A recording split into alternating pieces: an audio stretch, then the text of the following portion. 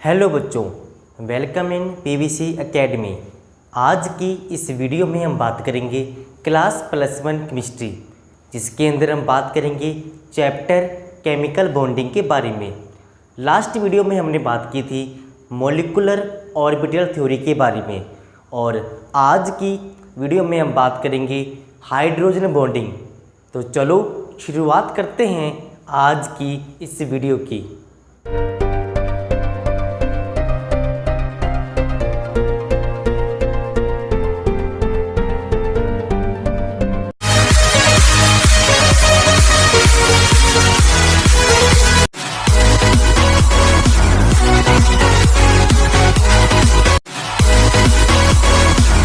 तो आज का हमारा topic hydrogen bonding. Hydrogen bonding जिसको आप बोलते हो एच बॉन्डिंग, ऐसा बॉन्ड जो हाइड्रोजन और किसी इलेक्ट्रोनेगेटिव एलिमेंट के बीच में बने उसको हम बोलेंगे एच बॉन्डिंग। आपके पास एग्जांपल देखिए, मॉलिक्यूल HF जिसको हम बोलते हैं हाइड्रोजन फ्लोराइड। इनके बीच में जो बॉन्ड होगा उसको हम बोलेंगे कोवलेंट बॉन्ड। H और F दोनों में से फ्लोरीन की इलेक्ट्रोनेगेटिविटी ज़्यादा होगी, तो फ्लोरीन इलेक्ट्रॉन को अपनी तरफ अट्रैक्ट करेगा, जिस कारण से इसके ऊपर नेगेटिव चार्ज और इसके ऊपर प्लस का चार्ज आएगा। इस तरह के आपके पास काफ़ी सारे मॉलिक्यूल्स होंगे, और दो मॉलिक्यूल्स जिसके अंदर फ्लोरीन के ऊपर नेगेटिव चार्ज और हाइड्रोजन के ऊपर पॉजिटिव चार्ज, दोनों डिफरेंट चार्ज एक दूसरे को अट्रैक्ट करेंगे, और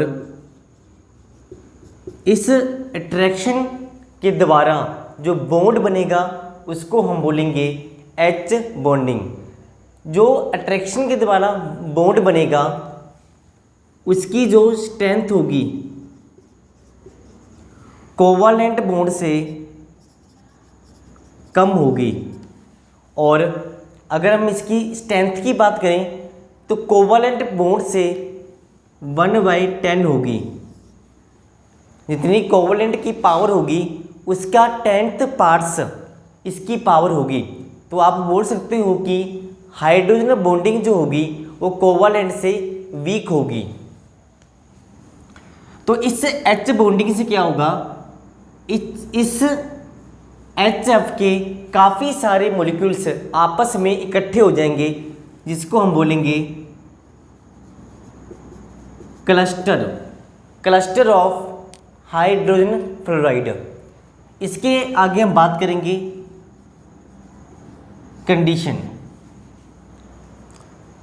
कंडीशन की बात करने से पहले अगर बात करें कोवलेंट बॉन्ड और एच बॉन्ड, दोनों में से बॉन्ड लेंथ किसकी ज़्यादा होगी, तो बॉन्ड लेंथ की बात करें,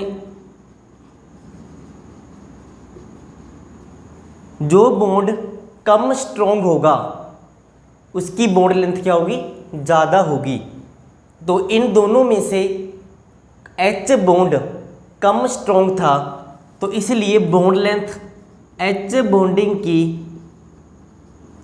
ज़्यादा होगी as compare to the covalent bond. इसके आगे कंडीशन की बात करें कि कौन सी कंडीशन के अंदर हाइड्रोजन बॉन्डिंग की फॉर्मेशन होगी, तो नंबर 1 कंडीशन, आपके पास इसके लिए हाइड्रोजन एटम हो। हाइड्रोजन एटम के बिना एच बॉन्डिंग की फॉर्मेशन नहीं होगी। Second, electronegative element,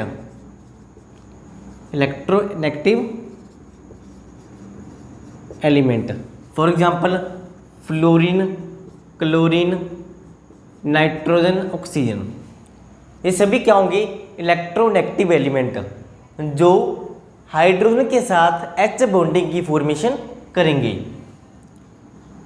number 3 small size, जो एलिमेंट H बॉन्डिंग की फॉर्मेशन करेगा उसका साइज स्मॉल हो। फॉर एग्जांपल आपके पास नाइट्रोजन और क्लोरीन दोनों की इलेक्ट्रोनेगेटिविटी 3.0 होगी, लेकिन इन दोनों में से सिर्फ नाइट्रोजन H बॉन्डिंग बनाएगा, बिकॉज नाइट्रोजन का जो साइज होगा क्लोरीन के एटम से कम होगा। इसके आगे हम H बॉन्डिंग के एग्जाम्पल की बात करें तो सबसे पहले हम पढ़ेंगे हाइड्रोजन फ्लोराइड। Hydrogen fluoride. इसके आगे फर्दर हम पढ़ेंगे सॉलिड स्टेट के बारे में। सॉलिड स्टेट के अंदर इसकी जो शेप होगी इन द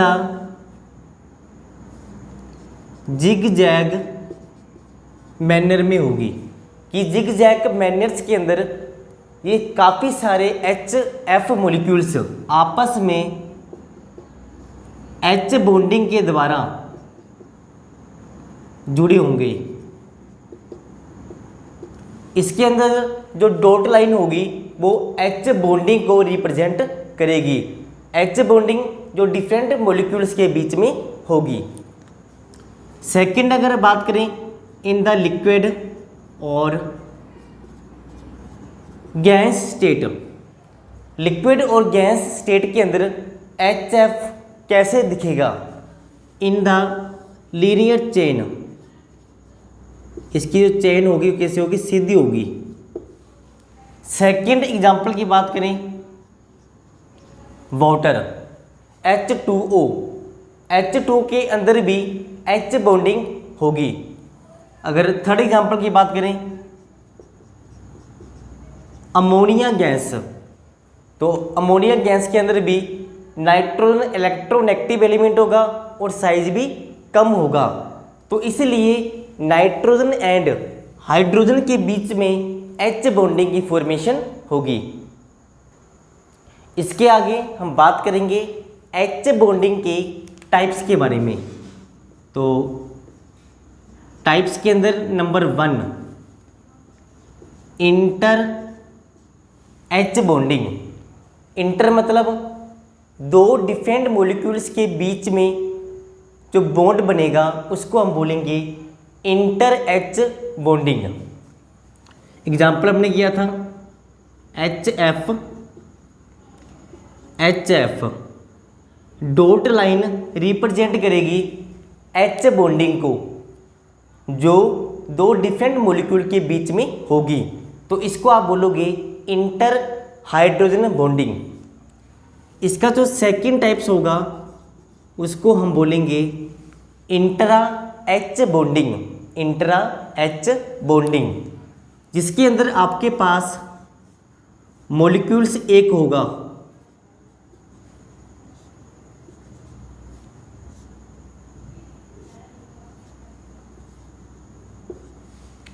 इसको हम बोलते हैं ऑर्थो नाइट्रोफिनोल। Ortho nitrophenol. इसके अंदर इस H और O के बीच में बॉन्डिंग होगी और मॉलिक्यूल्स एक होगा, उसके अंदर ही H बॉन्डिंग की फॉर्मेशन होगी, तो इस टाइप की बॉन्डिंग को हम बोलेंगे इंट्रा हाइड्रोजन बॉन्डिंग। तो इस तरह से दो टाइप्स की H बॉन्डिंग होगी। इसके आगे हम बात करेंगे H बॉन्डिंग की प्रॉपर्टीज के बारे में। प्रॉपर्टीज, इसका जो पहला पॉइंट होगा उसको हम बोलते हैं एसोसिएशन। एसोसिएशन इसका मतलब होता है दो मॉलिक्यूल्स का कंबाइन होना। इससे होगा क्या कि दो मॉलिक्यूल्स का दो से अधिक मॉलिक्यूल्स आपस में कंबाइन होंगे। आपके पास example formic acid. Formic acid अगर इसको ओपन में लिखें तो आपके पास नज़र आएगा इस तरह से। इसी तरह से सेकंड मॉलिक्यूल्स की बात करें,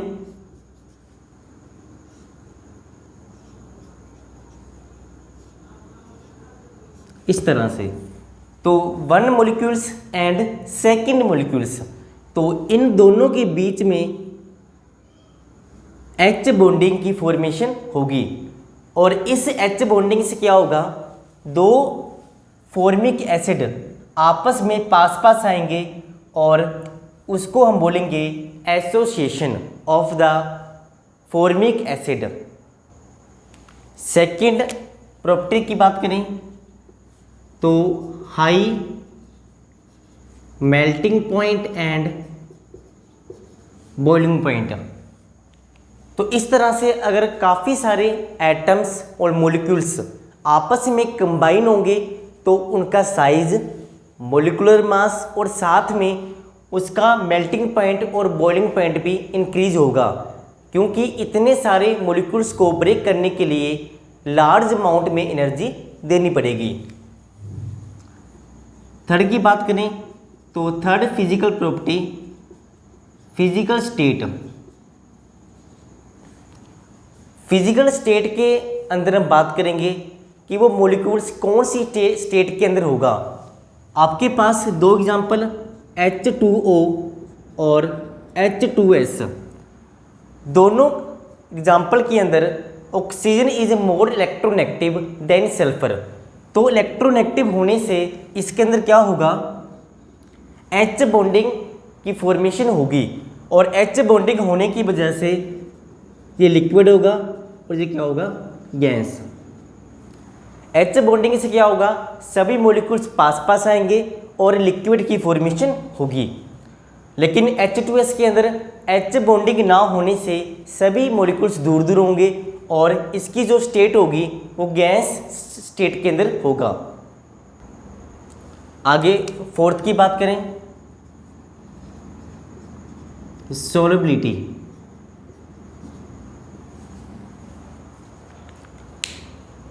वाटर के अंदर होगी H बॉन्डिंग, तो वाटर के अंदर ऐसा कंपाउंड मिक्स होगा जो H बॉन्डिंग वाटर के साथ बनाएगा। आपके पास एग्जांपल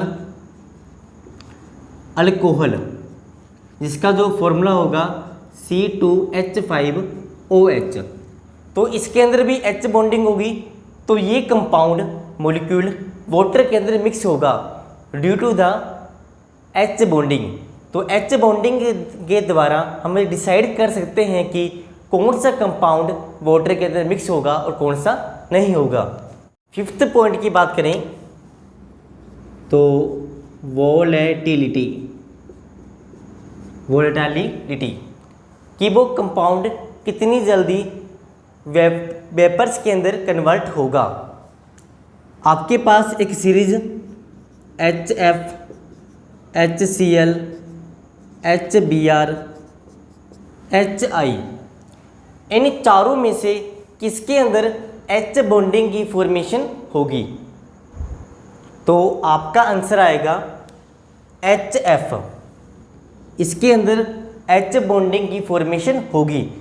तो वोलेटाइल नेचर की बात करें तो HF क्या होगा, सबसे ज़्यादा स्टेबल कंपाउंड होगा, मतलब कि सबसे कम वोलेटाइल होगा। इसके फर्दर हम तीनों कंपाउंड की बात करें तो तीनों कंपाउंड के अंदर H बॉन्डिंग नहीं होगी। और अगर वोलेटाइल नेचर की बात करें तो इन तीनों में से HCl सबसे ज़्यादा वोलेटाइल होगा और जितना साइज बड़ा होगा उतना ही उसके वोलेटाइल होने की पावर कम होगी। तो तीनों में से ये सबसे कम होगा HI, उसके बाद HBr, सबसे लास्ट में HCl। तो इसका वोलेटाइल नेचर सबसे कम होगा और सबसे ज़्यादा वोलेटाइल नेचर होगा HCl का। तो इस तरह से आप H बॉन्डिंग को देखते हुए वोलेटिलिटी का जो नेचर है वो लिख सकते हो। इसके आगे हम H बॉन्डिंग के द्वारा होने वाले इम्पोर्टेंट फैक्टर के बारे में बात करेंगे। तो सबसे पहले फैक्टर आएगा आपके पास आइस लाइटर देन वाटर, बर्फ पानी से हल्की होगी। ऐसा क्यों होगा? अगर आइस की बात करें तो आइस के अंदर जो वाटर मॉलिक्यूल्स होंगे वो आपस में H बॉन्डिंग के द्वारा जुड़े होंगे, H2O। इस तरह से वाटर बनेगा। तो इस तरह से काफ़ी सारे वाटर इसके अंदर होंगे और सभी आपस में H बॉन्डिंग के द्वारा जुड़े होंगे। अगर इसके स्पेस की बात करें तो सभी वाटर मॉलिक्यूल्स के अंदर स्पेस होगा, वैकेंट स्पेस इन आइस, जिस कारण से इसका वॉल्यूम क्या होगा? वॉल्यूम होगा ज़्यादा होगा, लेकिन मास इसका क्या होगा? कम। अगर डेंसिटी के फॉर्मूले की बात करें उसको हम बोलते हैं मास अपॉन वॉल्यूम। मास कम, डेंसिटी कम, वॉल्यूम ज़्यादा, फिर भी डेंसिटी कम। इसका मतलब आइस की डेंसिटी कम होगी वाटर के मुकाबले में, due to the cage like structure. ऐसी स्ट्रक्चर होने के कारण आइस की डेंसिटी वाटर से कम होगी और आइस वाटर के अंदर फ्लोट करेगी। Very very important question, why ice float over the water? Due to the low density of the ice. Second की बात करें, आइस की मैक्सिमम डेंसिटी कितने टेम्परेचर पर होगी? अगर हम 0 डिग्री की बात करें तो 0 डिग्री पे आइस मेल्ट होनी स्टार्ट होगी।